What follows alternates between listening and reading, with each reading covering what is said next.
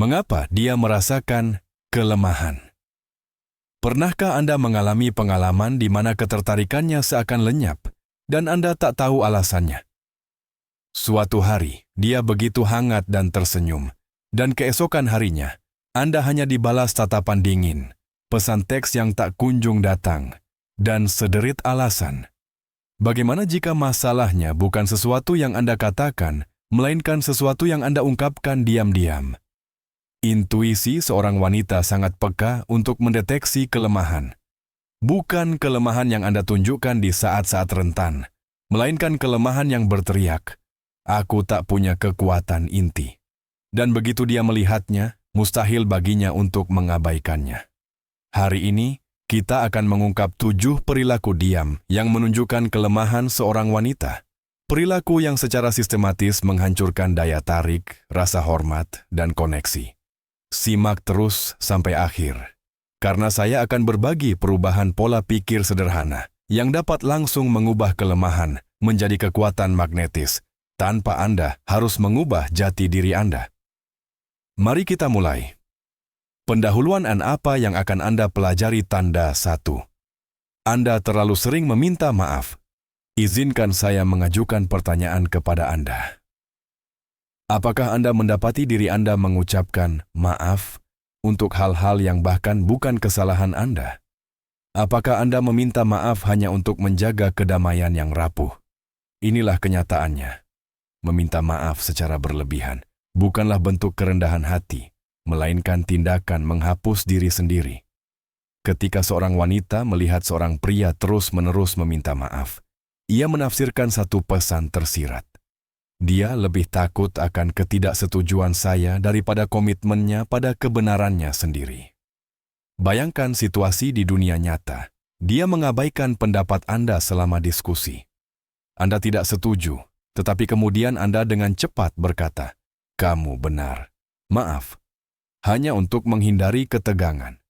Pada saat itu, Anda baru saja mengajarinya bahwa perspektif Anda dapat dinegosiasikan. Kekuatan sejati adalah tentang memegang kebenaran Anda tanpa agresi. Katakan apa yang Anda maksud. Maksudkan apa yang Anda katakan. Dan simpan permintaan maaf Anda untuk saat-saat ketika Anda benar-benar bersalah, bukan sebagai alat untuk mencari persetujuan. Selanjutnya, kita akan membahas kebiasaan yang diam-diam menumpulkan sisi maskulin Anda, seringkali tanpa Anda sadari. Tanda 2. Anda terlalu banyak menjelaskan diri sendiri. Pernahkah Anda mendapati diri Anda membenarkan setiap keputusan Anda? Anda sedang pergi bersama teman-teman, dan Anda memberikan laporan lengkap. "Aku hanya akan pergi minum bir dengan teman-teman. Kita tidak akan keluar larut malam. Aku janji, aku akan mengirimimu pesan teks segera setelah kita." Saudaraku, dengarkan baik-baik. Pria yang percaya diri tidak akan menjelaskan secara berlebihan. Dia memberitahu. Dia tidak meminta izin. Dia bertindak dengan hormat dan jelas.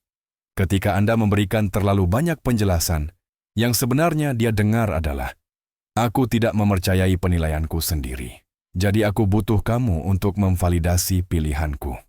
Anda menunjukkan padanya bahwa Anda lebih takut akan reaksinya daripada mempercayai keputusan Anda sendiri.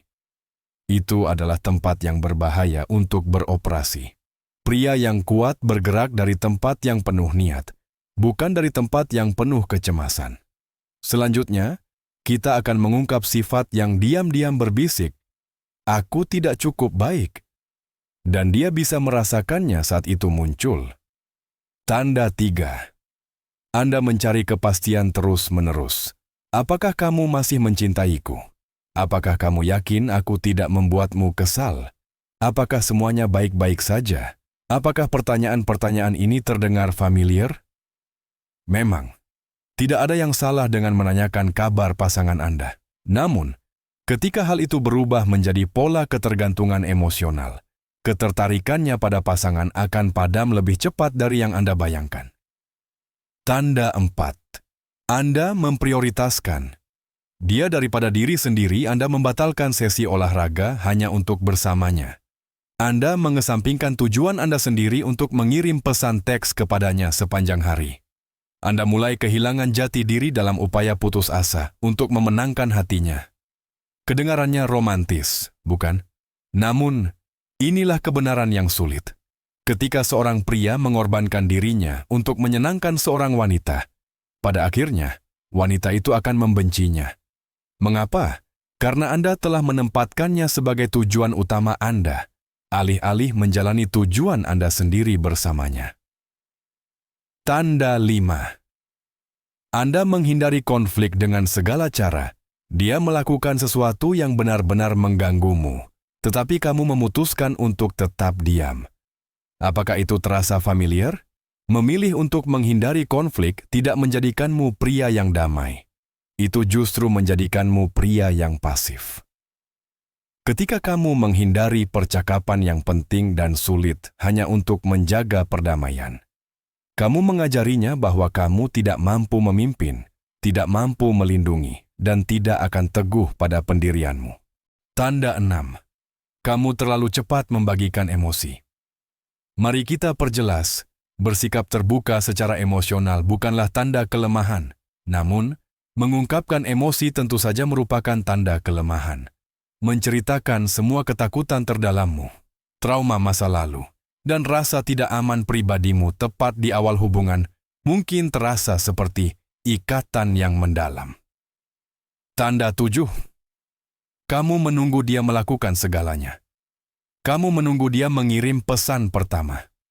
Kamu menunggu dia memulai rencana. Kamu menunggu dia memberitahumu apa yang dia inginkan. Singkatnya, kamu menunggu. Dan kamu menunggu. Dan kamu menunggu lagi. Saudaraku, seorang wanita tidak ingin dipaksa untuk memegang posisi kepemimpinan. Ia ingin terinspirasi untuk menyerah pada posisi tersebut. Untuk saat ini, berlangganan dan tonton video singkat ini.